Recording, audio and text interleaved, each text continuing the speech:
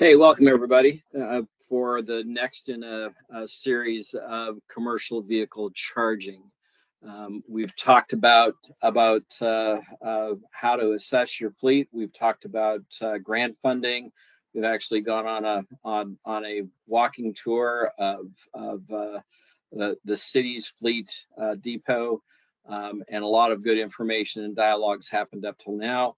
We now are transitioning over to talking to you more about how to plan for your fleet transition.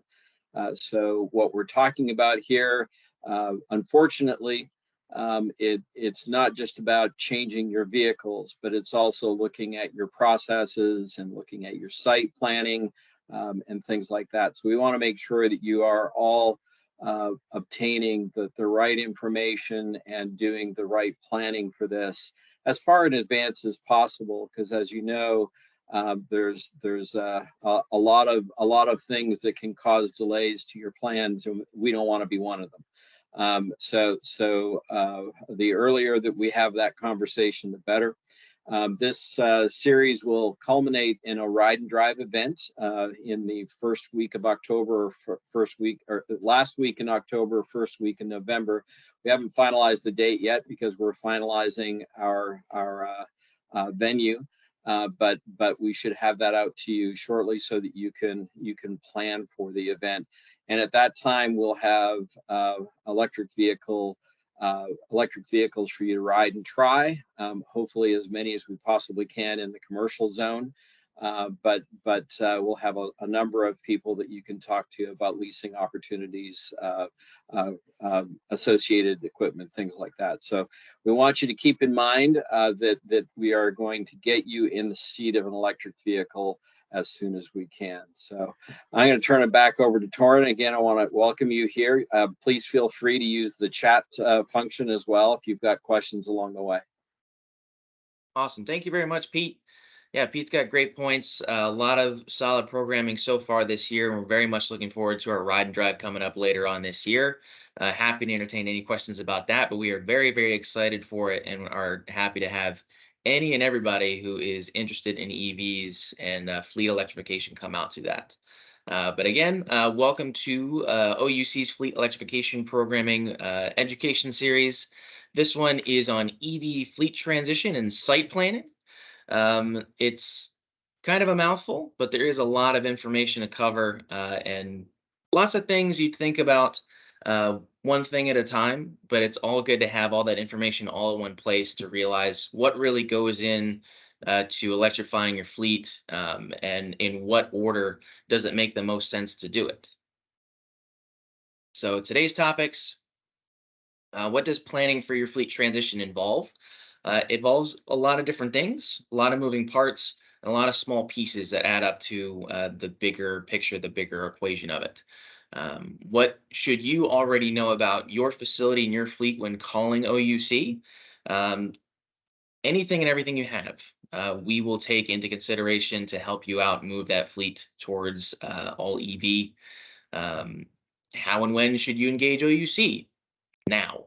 We're happy to have you guys hanging out with us today, but any questions that you have or any plans that you have to electrify, if you let OUC know as soon as possible, that can do nothing but help you out and help us out move that fleet forward that much faster. How can I budget infrastructure expenses needed for fleet transition? There are a number of different things to consider, not necessarily just the price of the vehicle. There's chargers, there's retrofitting, there's costs associated with changing your facility, and we'll cover all of that in a little bit later. And who may offer funding assistance? There are different grants, different tax credits available for both commercial vehicles and also charging stations, and we'll get into that too. So this is a step-by-step process to plan a fleet transition. We've kind of talked big picture about this for a while, talked about total cost of ownership analysis. We've talked about what vehicles to consider, but this is really the whole game plan. It's 8 steps. There's a lot of other small steps involved in that, in each of those, but it starts off figuring out what you already have. Vehicle usage and storage gather a baseline context of how your fleet currently operates. So seeing what vehicles you have, thinking about where it goes forward from here. Where do all those vehicles go? Do they go to any private residences of your employees? Do they stay in all one big fleet depot? Are they sharing spots? Is it a tight parking lot? Is there plans for a fleet to grow? A lot of different things to consider and keep track of right from the get-go. Landscape fleet analysis helps you understand which vehicles could be good candidates for electrification. We talked about the drive tool in the past. Drive tool is the dashboard for rapid vehicle electrification. Doesn't actually take a whole lot of input to give out good information. What we would need from a fleet manager would be VIN numbers that are already in the fleet, about annual mileage that they would be driving, and a procurement schedule. So how long would those vehicles stay in the fleet? And given that information, the drive tool can actually spit out really good EV replacements for each of those vehicles, which one make the most viable candidates to move on, and maybe ones that we can wait till something else makes more sense. Step 3 is priority charging locations. Again, that kind of goes back to looking at your location and how to calculate how many chargers you might need for your fleet and where they should be installed. Not every vehicle needs its own charger, depending on when they're used and how far they go. 2 vehicles, 3, 4 could share one charger based on those times, but it's all based on your regular usage of your fleet and your location. Charging technical strategy. Research and evaluate different charging station types and operational structures, just like where they go. It's important to figure out which charger you need. We'll go over the 3 different types, but you might not need 100 DC fast chargers. You might need a few more than 3 wall outlets to charge your fleet. So there's a happy medium in between. Site evaluations determine what sites are best for charging infrastructure. That's a big part of electrifying your fleet, is actually getting OUC out there to take a look at the infrastructure that's already in place and how best it might be altered to electrify those vehicles. Grant funding and incentives, seeing what's available based on your use case.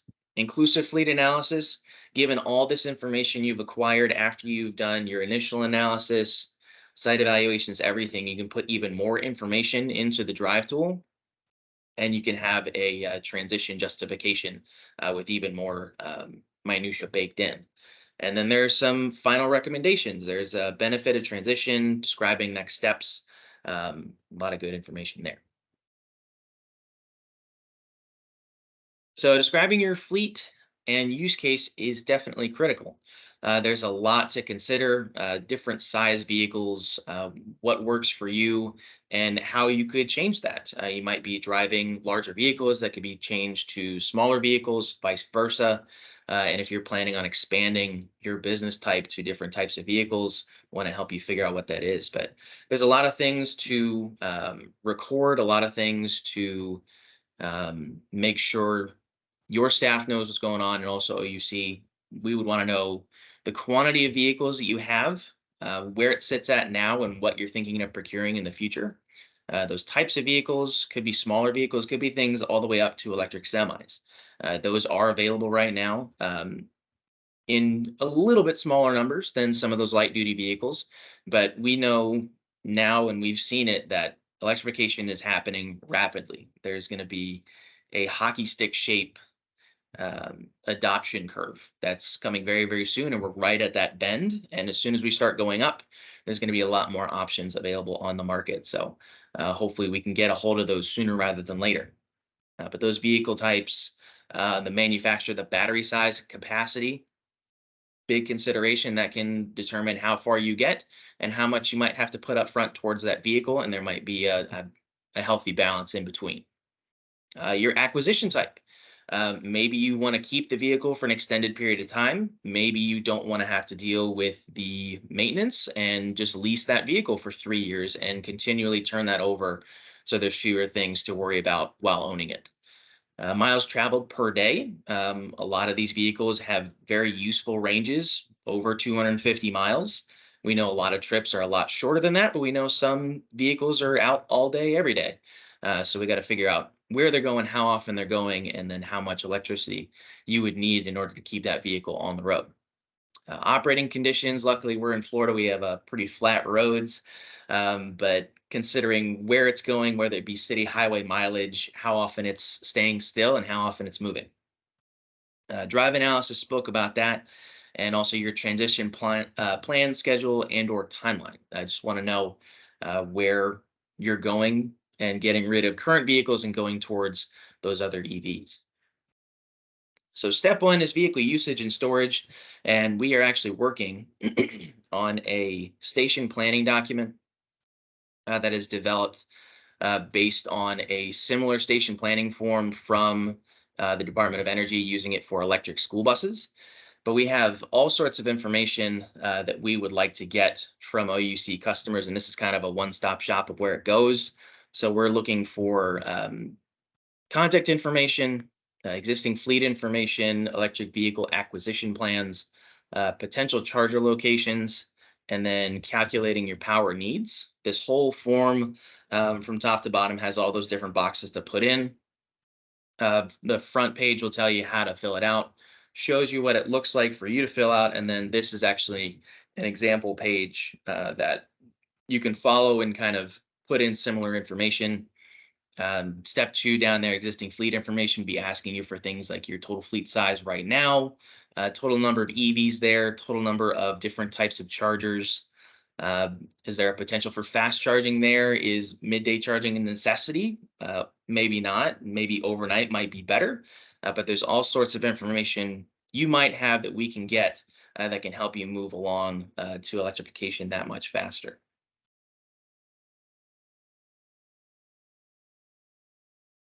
Also going back to that station planning form, further down that way, the drive tool analysis and software recommendations, that would be asking for vehicle ID numbers, year, make, model, the type of vehicle that it is, and then acquisition plans. We would be looking for a number of EVs you would want to acquire this year, next year, expected route distance, number of types of chargers installed this year, maybe your dwell time during the day.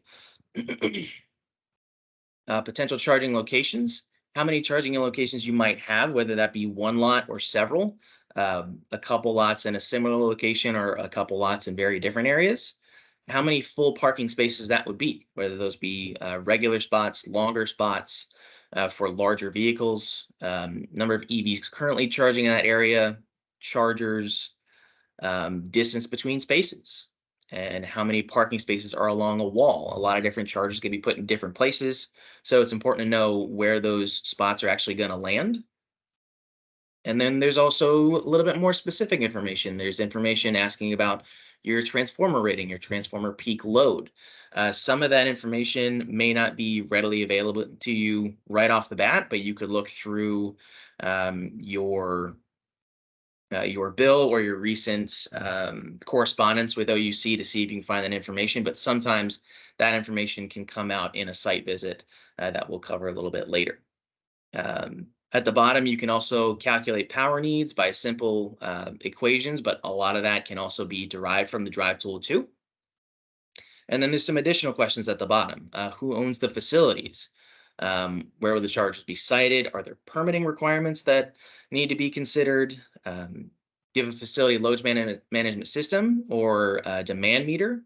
And who will have access to the fleet vehicles? Is this workplace charging a possibility at this location for maybe vehicles that aren't run by the fleet? Should we put chargers where everybody can get to them, just opposed to where just fleet management can get to it? A lot of questions, a lot of considerations, but it's all put in one place to be easily accessible and to be easily organized to bring all that stuff together. Step two, conducting an initial fleet analysis. Like I was saying earlier, total cost of ownership comparison between EVs and conventional options is what the drive tool does. Doesn't take a ton of information, but what we've discovered using it for multiple different fleets is that mostly anything an F-150 or smaller makes perfect fiscal sense to move to electric vehicles right now. And with future planning, vehicles that are that size or medium or heavy duty will make more sense in the very near future. And there's a lot of planning to do in between now and then. So we can get chargers in the ground now and then get vehicles afterwards. A lot of things to get all at the same time, a lot of balls to juggle. But this tool justifies which vehicles should be transitioned first, can help you create that justification criteria and create that schedule for what vehicles enter the fleet first and which ones we're going to wait a little bit later, and then allows for infrastructure planning and technology development. But completing that initial analysis provides context for selecting and sizing appropriate charging infrastructure. So figuring out how many EVs are coming in helps you figure out how many chargers should be coming in as well, and when and what time you should use those. But if this is something that you've thought about that you need assistance with, we are more than happy to help out with the Drive tool. Just need some simple information. Happy to take some time to discuss and answer any questions you have about it, and get you that fleet analysis back to you. As an OUC customer, this is all complimentary. So if you have any questions, happy to help. This is actually some Drive tool analysis of OUC's own fleet. So there's 190 light duty vehicles, and that makes up just under half the fleet. But there's a lot of different vehicles, a lot of different moving parts. The nominal cost per mile with vehicle categories. Right now, heavy duty and medium duty are slightly more expensive, but EV alternatives for light duty vehicles, all of those being minivans, pickups, sedans, and SUVs, with everything considered depreciation, which is the cost of the vehicle, fuel cost, maintenance, and insurance for it, all of those EV alternatives are more cost effective. But if you have more questions about that, happy to go over the OUC results or also your results as well, and can answer more questions about those. But after Drive tool analysis and figuring out total cost of ownership for your fleet, determining preferred charging locations is that next thing.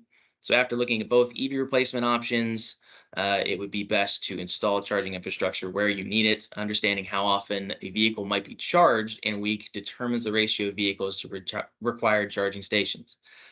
Mentioned earlier, if you have vehicles moving all the time and coming back to one location, you might need a few more chargers. If there's a schedule where vehicles can be used during the day and those are out, while others vehicles charge during the day and those are driving at night. Great back and forth use case scenario where one charger can work for multiple vehicles. And then also if there's a vehicle that maybe doesn't move as much as some of the other ones, level 2 or even level 1 could work in specific scenarios. And there's a lot of different options where those chargers might go. What options exist for for vehicle recharging? But considering the best location for charging for your fleet, do you need dedicated charger dispensers at your site? Or are you considering sharing private charging hub remote from your site? Are you interested in OUC's public high-speed charging hub on Robinson opening up very, very soon? Or are you able to hand off those vehicles and have them charge at your employees' homes? There may be a question about compensation if those vehicles are being charged at home, but also if they get to use a vehicle regularly, that might be part of the compensation package. Just all different questions to be answered for your specific use case. And then who is responsible for operating and maintaining the charging equipment? Depends on who you get it from, how long you want it for, and if you're thinking about taking it on after you've already purchased it. You can lease those different chargers from different manufacturers, from different suppliers, but you can also take it on at your site to kind of control what happens with it in the future. A couple different charging levels I was talking about earlier. 1, 2, and 3. And 3 is direct current fast chargers, or DCFC or DC. 120 volt outlets, level 1. If you're plugged in there for about an hour, you're going to get about 5 miles of range. That's primarily used at home more often. It takes quite a while to charge a vehicle from empty to full, but it can work for regularly scheduled fill-ups, and also for in a pinch or just when the vehicle is sitting around. More often than not, you're going to see level 2 chargers used a lot.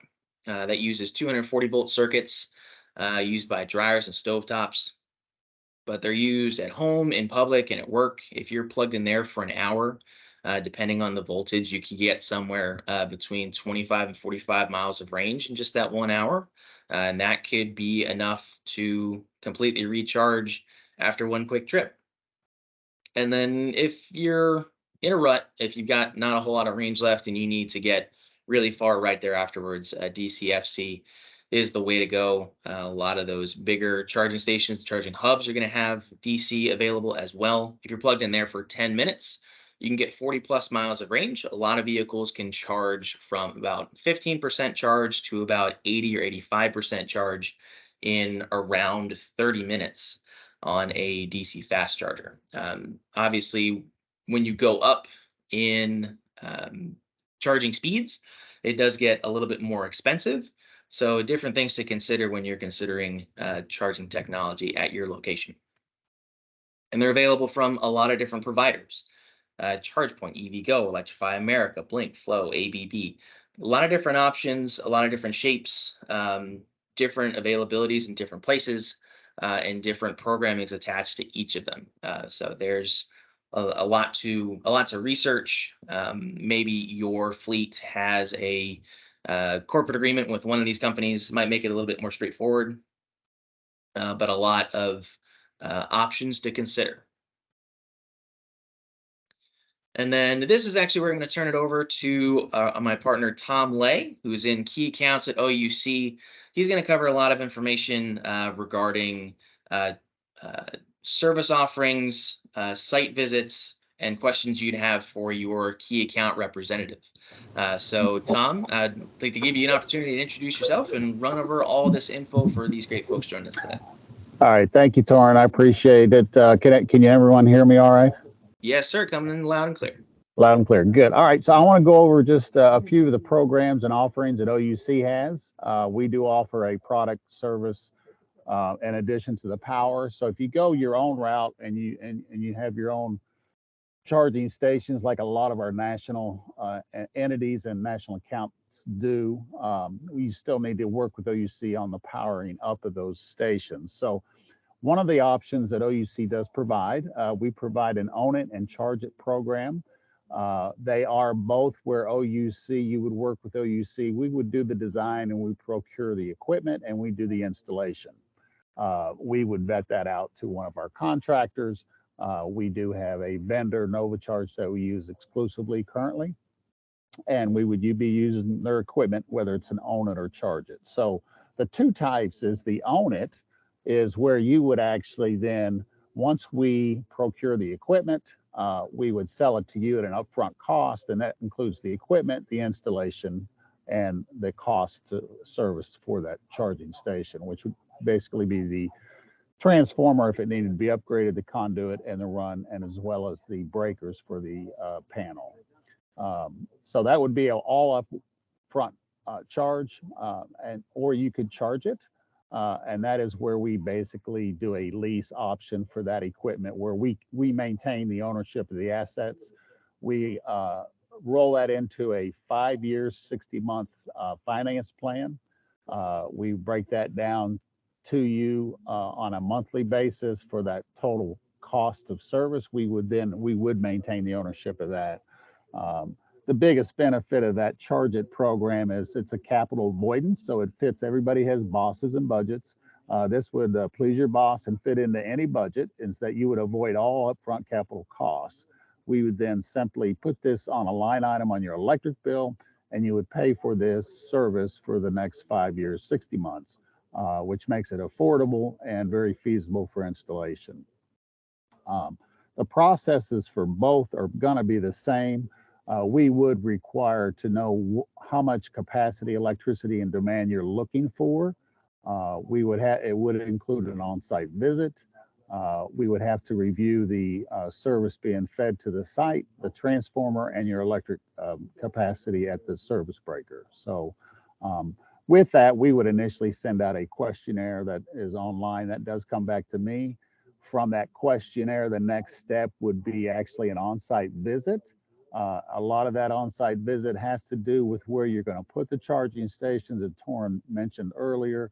And remember, so when you're the closer the charging station is to our equipment, our services, such as the transformer, the least cost it'll be, but sometimes that's not always practical. So it does require an on-site visit with one of our AV engineers, myself, and someone from your team. So conducting the site visit evaluation, it is critical to have an idea for spacing and for service needs where you want to locate your charging stations. And remember, the closer, again, that it is to our facilities, the least it would cost to install. So some of the installation costs, like I'd mentioned, is the capacity of the site. If there's an upgrade required, we would charge for that. We look at what's already existing in use, what the upcoming demand and capacity would need to be. And there again, because of the trenching and conduit, if it is away from our electric service, that could be costly. And we'll go over some examples of that here in a minute on where you're going to locate the service. So like I said, we would get our engineers and team involved with your facility managers and electricians, and we would go over a site evaluation together. Next. So some of the considerations besides the hardware is the installation cost. If it is, it would require a permitting fee from the city. And some of the installation costs that are specific would be the distance from the service panel, the boring and trenching, as I mentioned, where that's going to be bored through, if it's in an easement, if it's coming through a parking lot that's already paved, etc. And then, of course, the mounting considerations, whether it's going to be a wall-mounted or pedestal-mounted type of installation. Next. So how can we help you with this? So we will, like I said, we will visit the site. We will make recommendations to optimize your infrastructure and minimize your costs. We provide the following expertise. We'll help and discuss the layout and any design considerations needed, identify any underground obstacles with our call before you dig. So we want to make sure we're not going to interrupt anything that we're aware of. And if it's outside our easement, you would need to be responsible and aware of what could be in the way underneath some of your facilities with a GIS map.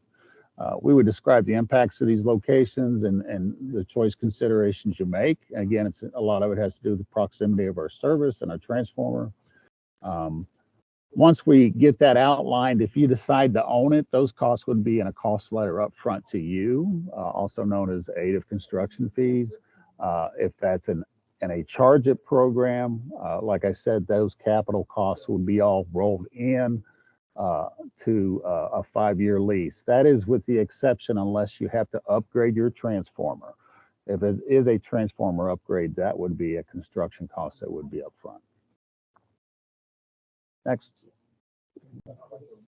So here's an example of a customer we had. So this is a car rental location that is currently in process of getting their equipment. So he wants to have a couple different charging options. One is the fast charger. That fast charger, it's going to require a large capacity load, but the benefit of it, it'll fully charge in an hour, where the level 2 chargers may take up to 6 to 8 hours, depending on how much, if it's a full charge battery required. You're going to see that those chargers are going to have to be run some conduit out from the transformer to the service panels, out to the charging stations themselves. So we would actually lay out a map like this, get it agreed upon, get an easement required for that, because we got to have access to maintain and access our assets. And then once we get that, we would put that into a contract for you, and for a charge it program, if it's own it, you would actually own that facility, including the conduit. But this is an illustration of what we would do. And then from this, our contractor would then develop what the installation cost would be from the foot of conduit to be installed for each, from the transformer out to the service panels, out to the charging stations themselves. So this is just an illustration of the kind of site analysis we would work with you on. This is another example of a site analysis. So some of the things we do have to look at is we do look at the current load being pulled through those transformers. We would determine how much capacity is left, and that's just to assess what is currently there. Now, what for this customer, each of those transformers, because they're adding significant load, would be upgraded, and so they're going to go from a 500 to 1500, possibly to 2500 kVA. But we would have to, and we do size on capacity, peak capacity. So we would have to determine the existing load and what the proposed load is that you're looking for. And like Torrin mentioned, in the proposed load is, it's not necessarily going to be charged all at the same time. So that diversity of demand is going to be critical and important in helping us to size your overall capacity demand needs. So that could be important. It could save you money if you charge throughout the day, utilizing those services 24 hours a day. So there are programs designed to help you do that, particularly if you're going to be charging for off-peak load, which is usually in the evening after 9 p.m. and before 6 a.m. Next. So some of the many contacts at OUC you're going to work with, we try to make it a little bit easy for you. We know a lot of large companies. There's a lot of layers and bureaucracy and people to have to deal with. So for your benefit, as a key account manager, I'm also assigned to EV charging stations. So I would be your probably first primary contact when you get an EV survey from OUC. That is going to be coming through from me, and it's going to be coming back to me, and I'll work with you initially. Now, some of you all may already have a key account advisor. You would work with them, and I would simply assist them. But one of the things you may have to know and work with is our development services department. They will work with you on the cost accounting for upgrading your facilities if it is required. Robert Schuler would likely be the person you'd work with in that. Energy services are the people that are actually responsible for the products and services to be procured and installed. And Ava in Orlando, they work in our energy services department, and they would be responsible for contracting the Charge It or Own It program out to Nova Charge, and they're also responsible for the procurement, installation, and maintenance of the equipment after it's installed. New products and services, as you know, EV charging is very fluid.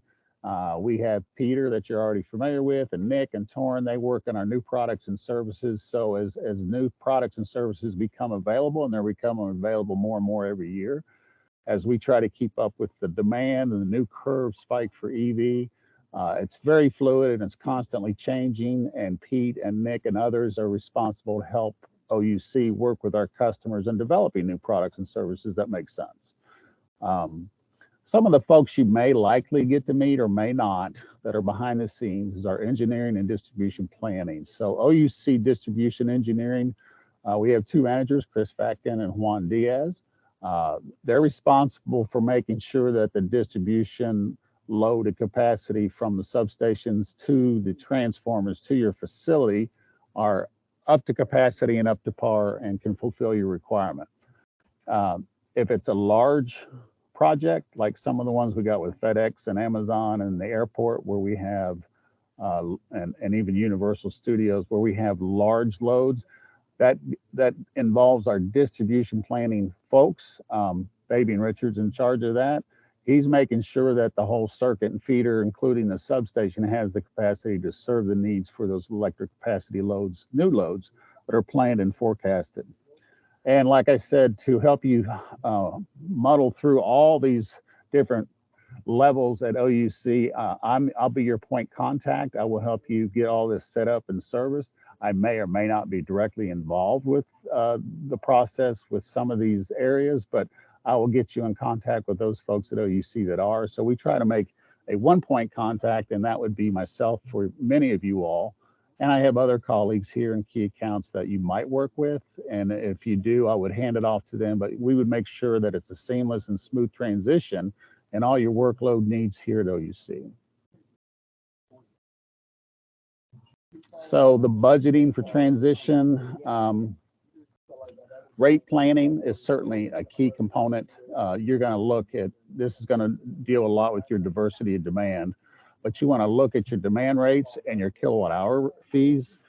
We have peak and off-peak demand rates. We have time of use rates.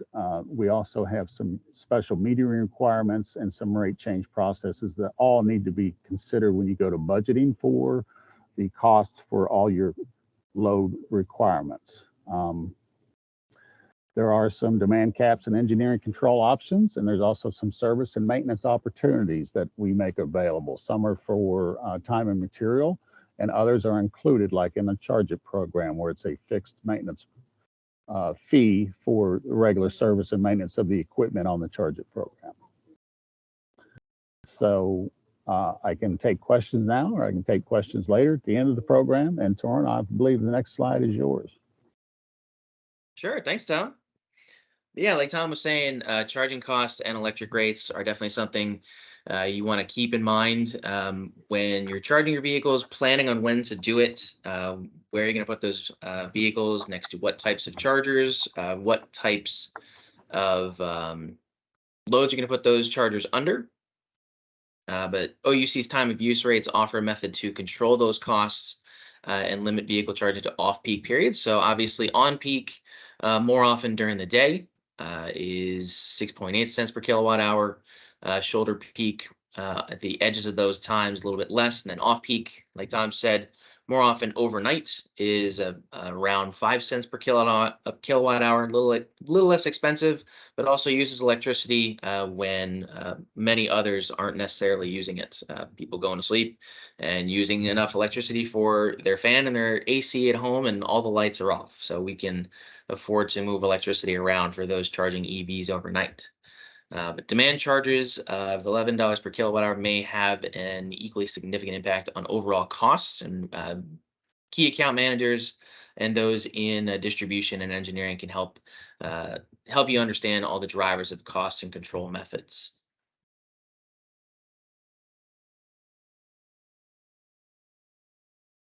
Step 6, identifying funding and incentives. So there are a few incentives, different credits available to commercial vehicle operators and purchasers in Florida and also all around the country. But these have been put in recently thanks to the IRA and have had long-term extensions added to them. So the IRA Commercial Clean Vehicle Credit, 45W, is $7,500 for vehicles 14,000 pounds and under, so light duty vehicles, and it's not over $40,000 for vehicles over 14,000 pounds. So heavy duty vehicles have a little bit more incentive attached to it, but those are tax incentives, so those would come out of the company or fleet's taxes at the end of the year, but still helps out on the bottom line. Also, the alternative fuel refueling property credit, 30C, is for commercial uses only, and it is for depreciable property with a tax credit is 6% of any units up to $100,000. So if there's any EV chargers you're trying to put in, any of them that are expensive or surprisingly so, there is a tax credit to have a portion of that taken care of during tax season at the end of the year. To make purchasing one or more of those a little bit easier. And then also the NEVI program, the National Electric Vehicle Infrastructure Program, is obviously going on in all 50 states and territories within inside our country, but Florida is funding a lot of different projects, and it's including upgrades of existing infrastructure and construction of new EV charging infrastructure and operation and maintenance costs of these charging stations. So there's a lot of public chargers going in that can be useful to different fleets in different scenarios and different spots. And a lot of that is going to be internalized by the federal government. So if there is a charging station going in close to you, and you don't have to internalize that cost. You can use that. The flip side of that coin is being public. It may not be available all the time with others using it at different times of day. So there may need to be a little bit more foresight when planning to charge there or trying to get in chargers at your spot instead of having to deal with that. But all sorts of different ideas and ways to get chargers at your location or close to you and get them a little bit less on the bottom line. Step 7 is justification and inclusive fleet analysis. So after all this information has been put together, you can actually use the drive tool to consider all these other variables that you've learned about as well. So following research on potential incentives, charging infrastructure, installation programs, and costs, we can recommend integrating that data into the drive tool to do it again.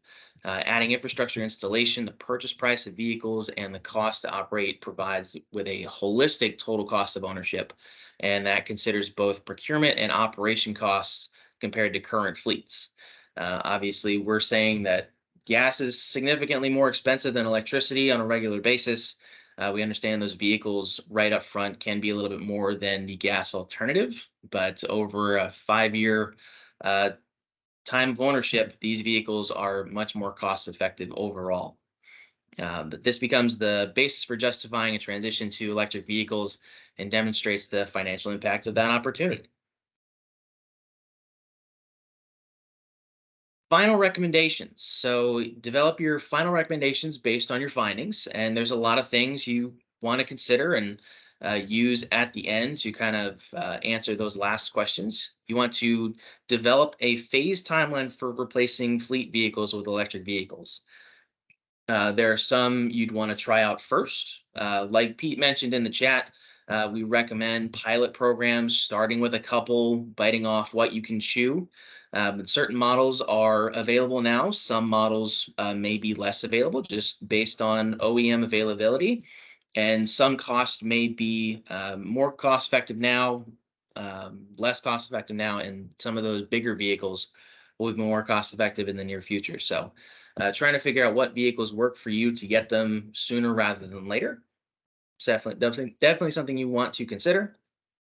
I also want to develop a prioritized infrastructure installation location strategy for fleet vehicles and charging locations.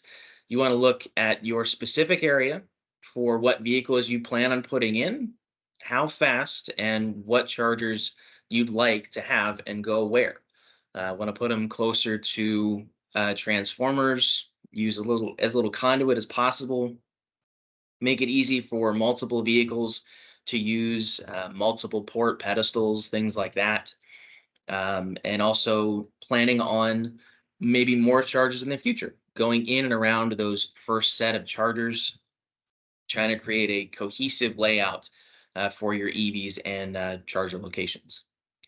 Number 3 would be an estimated budget for your initial recommendations, including the vehicle purchase costs and infrastructure. Like Tom was saying, there's a lot more that goes into it than just the vehicle and the charger itself.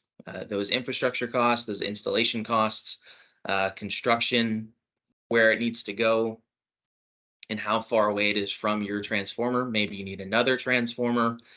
Maybe there needs to be some heavy equipment come in, break up existing buildings or existing sidewalks and roads in order to put in new infrastructure and technology for those EVs. But all of that needs to be considered on your bottom line. You don't want to be surprised, and we don't want to surprise you. And the last thing you need is a list of people and or departments that you should be engaged in. The fleet transition process takes more than one person, both internally and externally, and those who will be impacted by the transition.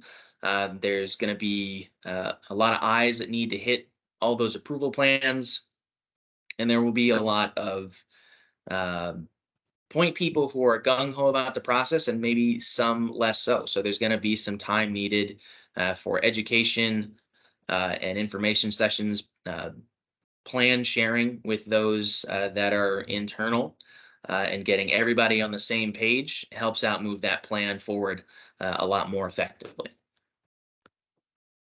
But what are your next steps? reach out to OUC and discuss your electrification plans, even if they're not imminent. If you have some sort of idea that you want to get an EV or a number of EVs in the very near future, now, next year, the year after, we want to know. You let us know what those plans are. We'd be happy to go over those next steps and see how effectively we can implement those at your location. Make sure to develop a budget for all those costs, not just the vehicle, also the infrastructure, the installation. Definitely request assistance from myself and the Electrification Coalition to develop analysis and transition plan. Happy to run through the drive tool with you. OUC does cover the cost of this for customers within its service territory, so in and around downtown, down to St. Cloud, a little east, but all in and around Central Florida. And then 4, definitely join us for our ride and drive in late October to test out all these EVs we've been talking about in all these different information sessions. We are working with any and all OEMs to try to get them involved. We've had great conversations with large providers, charging companies, service providers, and we're really hoping to have it at a very cool location. It's a little south of Orlando proper, but it's going to have a lot of open space to drive these vehicles and get a really good idea of how they perform, how they feel, without having to worry about a whole lot of traffic. So more information on that to come. Very interested and very eager to share that all with you. If you guys have any questions about the ride and drive timing, who can come, anything like that, happy to answer those questions as they come along. But that is the end of my deck there. Wanted to open it up for questions. We do have a little bit of time here at the end. Well, while you do that, Torin, I've been answering questions in the chat as well as we went. But just a shameless plug for Robinson. If you can allow me to share my screen. Yes, please go ahead.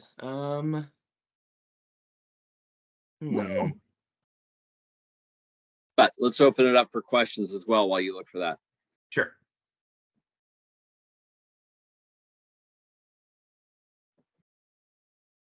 Now, one of the things I do want to make you aware of is that OUC's plan is to provide up to 8 charging hubs throughout OUC territory. What that means to you is opportunity charging for folks that have fleets and need to get a top off as you're going around the city.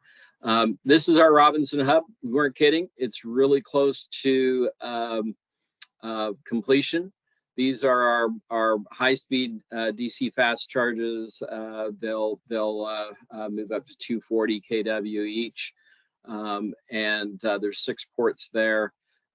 Also, you can see it's a fairly impressive site when you get there. So we hope that all of you will make and take advantage of it. We also are in RFP for our second site at Orange County Convention Center, and are in conversations with the airport, and we'll be submitting to the CFI grant for a couple other sites as well. So just wanted to provide you with some of that shameless plug.